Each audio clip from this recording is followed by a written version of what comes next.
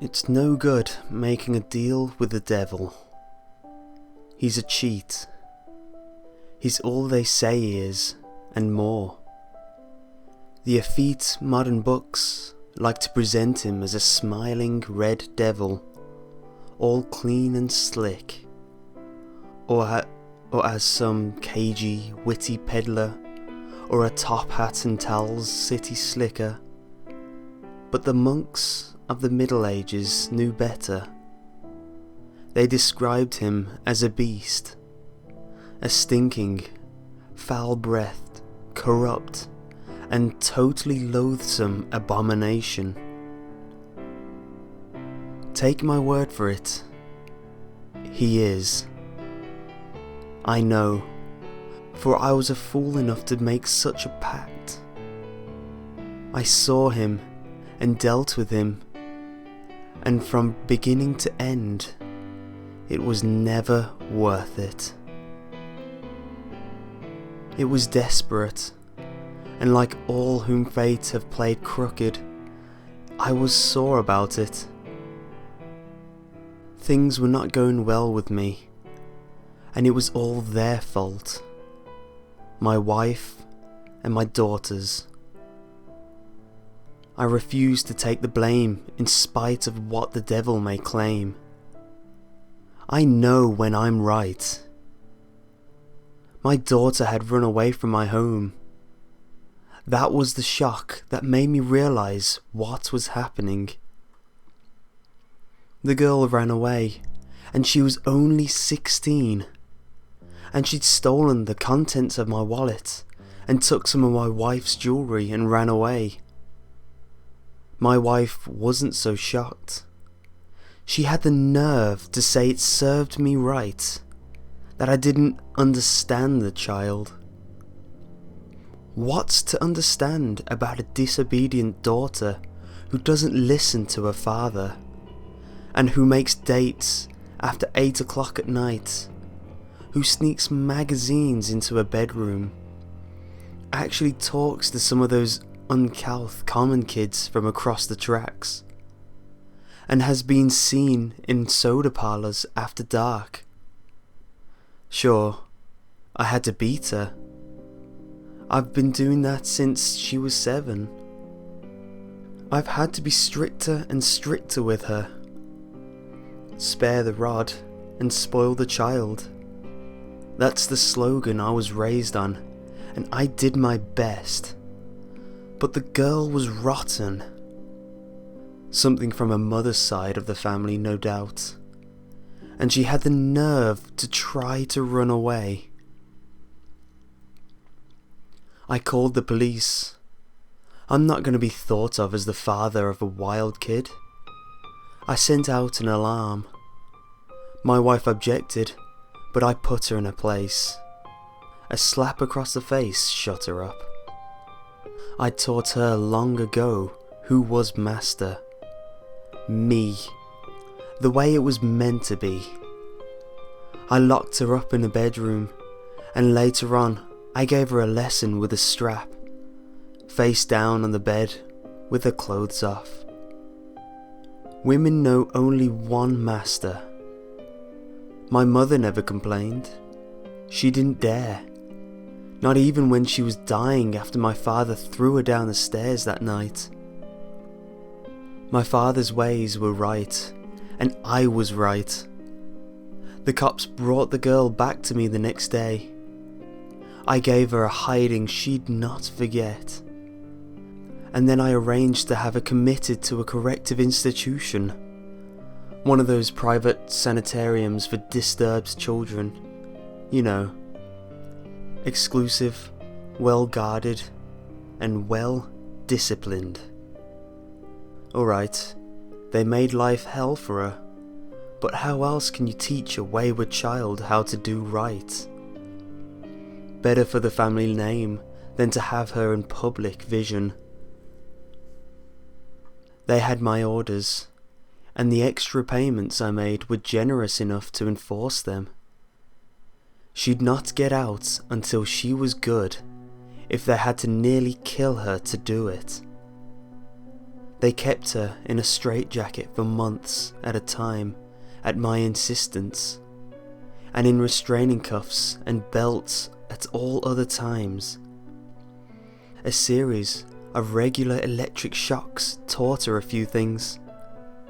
The doctor says now she's faking insanity, that she shrieks night and day, and they keep her by herself in a padded, locked cell.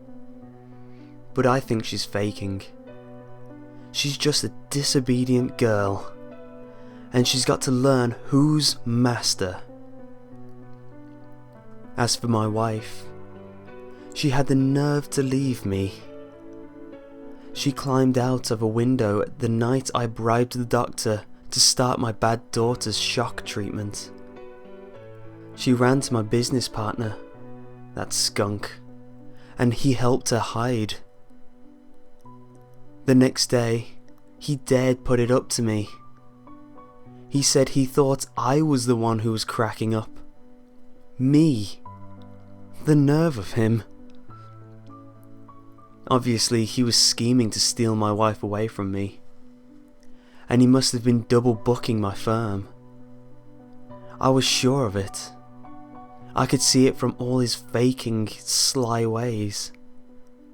He must have been plotting my ruin the way he must have been scheming after my wife. I could see I'd get no help from the courts and the lawyers.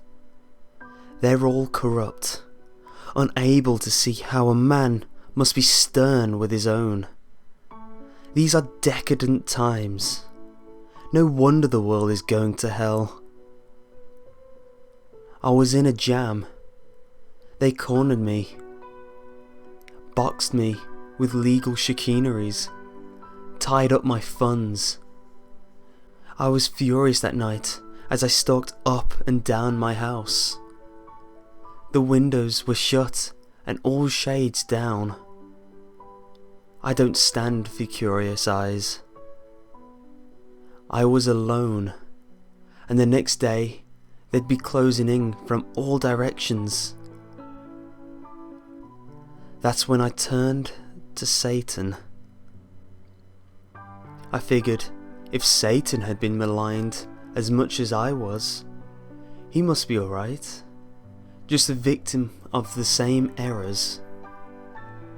I called on him. When you really mean it, the devil will come. I gave him a sacrifice. I tossed the Bible into the fire.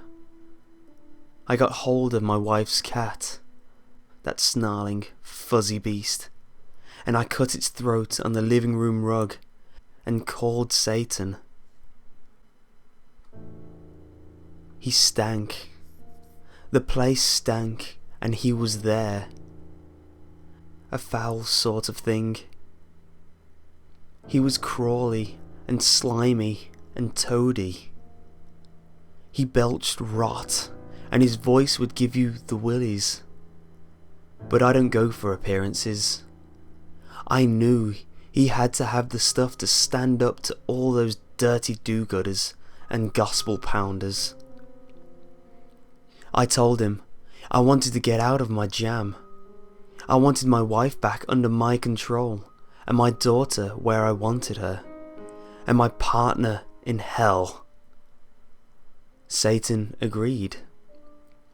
He could do the first two things, and while the judgment of my partner would be up to that other one, maybe he'd get his soul in the end. Anyway, he'd die.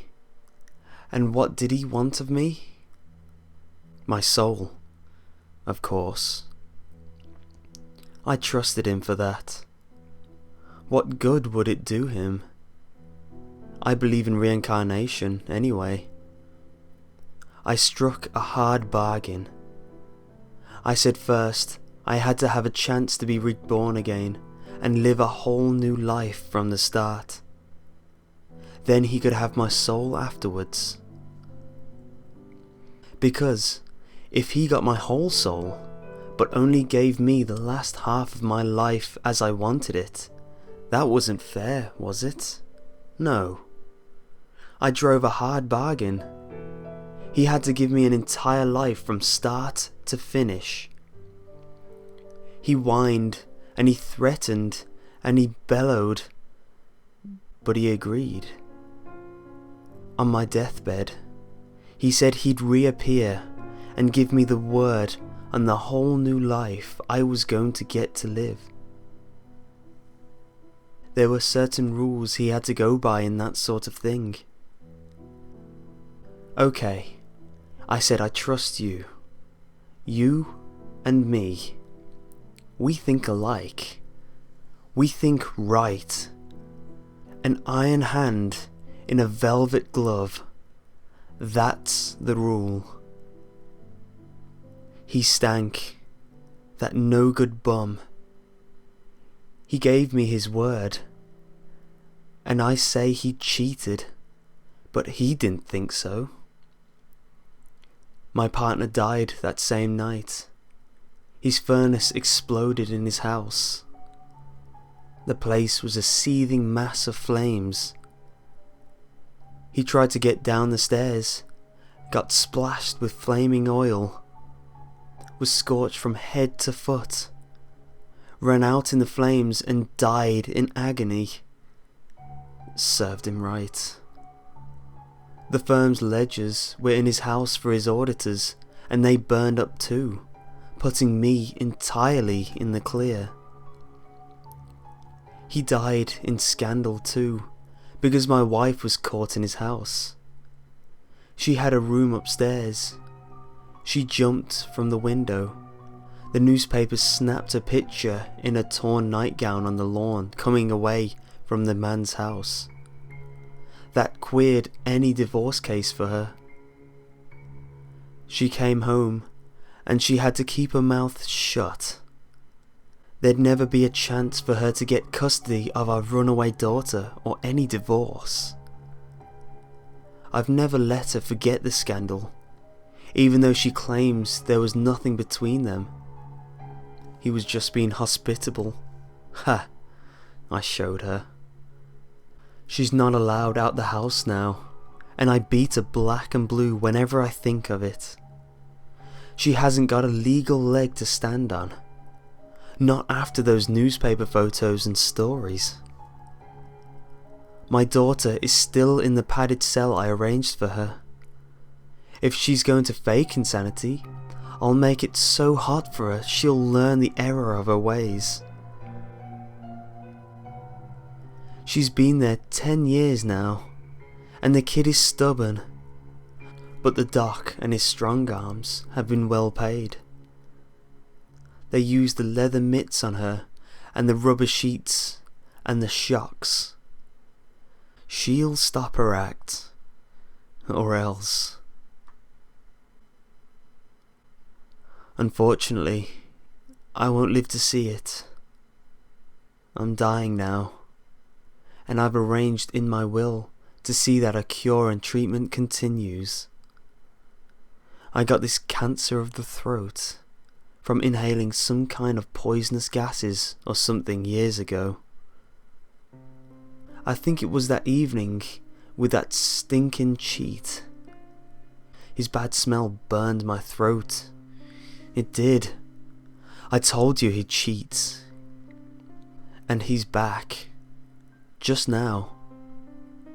He's been back, and he gave me the full dope on our deal. I'm to get a full life from birth to maturity and eventually death. Only he's cheated. He can't give me a life that hasn't been lived yet. He can't reincarnate me in a future year. No. He hasn't any control over future lives. He has only control over lives that have been lived, he said. The cheat. Why couldn't he have said that when we first made the deal? And it seems to be a rule in this kind of transaction that he can't take life over in the same sex. Something about positive and negative polarity in souls. If you live twice, then you get to see life from first one sex and then the other. Makes the soul rounded, he says.